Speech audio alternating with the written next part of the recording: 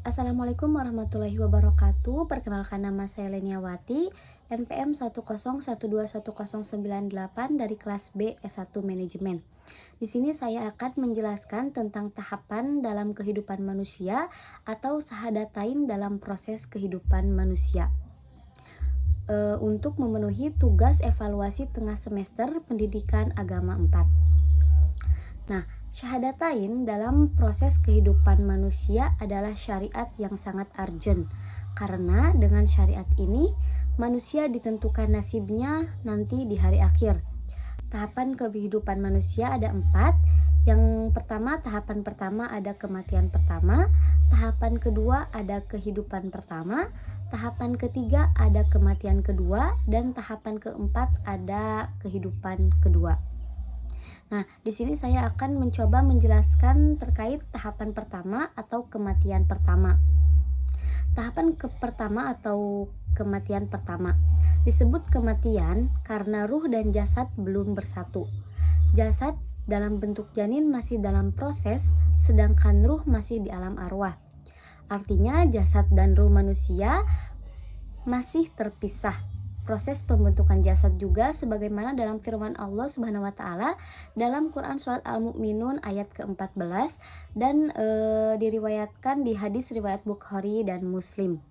Berdasarkan firman Allah dan hadis Nabi tersebut, manusia selama proses pembuahan jasad mengalami 3 tahapan, yaitu yang pertama ada tahapan nutfah.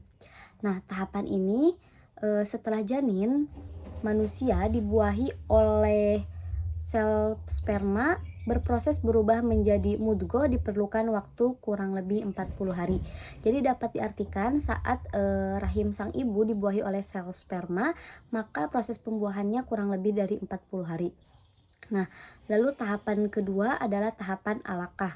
Alaqah berupa gumpalan darah berproses menjadi gumpalan daging diperlukan waktu kurang lebih 40 hari.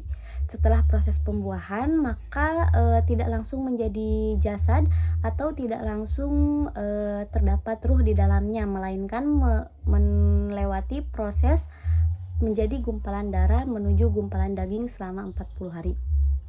Lalu tahapan ketiga ada tahapan mudghah. Mudghah atau gumpalan daging telah berupa jaringan anggota tubuh, misalnya kepala, tangan, kaki, dan sebagainya. Setelah usia 40 hari, sempurnalah anggota tubuh manusia, termasuk denyut jantung. Saat inilah ruh manusia dimasukkan dan jadilah makhluk yang baru atau khalqan. Nah, biasanya di sini dalam kehamilan itu dari proses 3 bulan sampai 4 bulan. Proses ini juga dapat menjadi peringatan bagi manusia untuk direnungkan sebagaimana firman Allah dalam Quran surat An-Nahl ayat 4. Selain untuk direnungkan proses kejadian manusia di alam rahim tersebut, ada peristiwa yang sangat penting, yaitu perjanjian manusia ketika ruh akan dimasukkan ke dalam jasad. Nah, perjanjian ini terjadi antara ruh manusia dengan Tuhannya atau dengan Robnya, diabadikan oleh Allah dalam Al-Quran surat Al-A'raf ayat 172.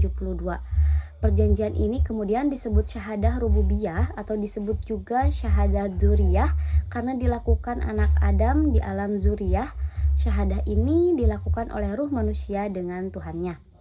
Setiap keturunan Nabi Adam mengalami proses syahadah, tidak peduli apakah dia dikandung oleh ibu yang beragama primitif, Yahudi, Hindu, aliran kepercayaan, atau orang ateis sekalipun.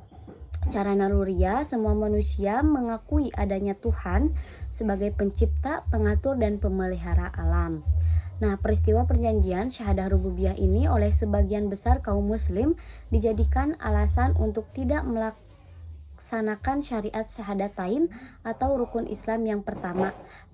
Padahal syahadah rububiyah ini hanya dilakukan oleh ruh manusia saja. Setiap anak Adam melakukan perjanjian ini. Sekian penjelasan dari saya, mudah-mudahan dapat dipahami dan dimengerti. Terima kasih atas perhatiannya. Wassalamualaikum warahmatullahi wabarakatuh.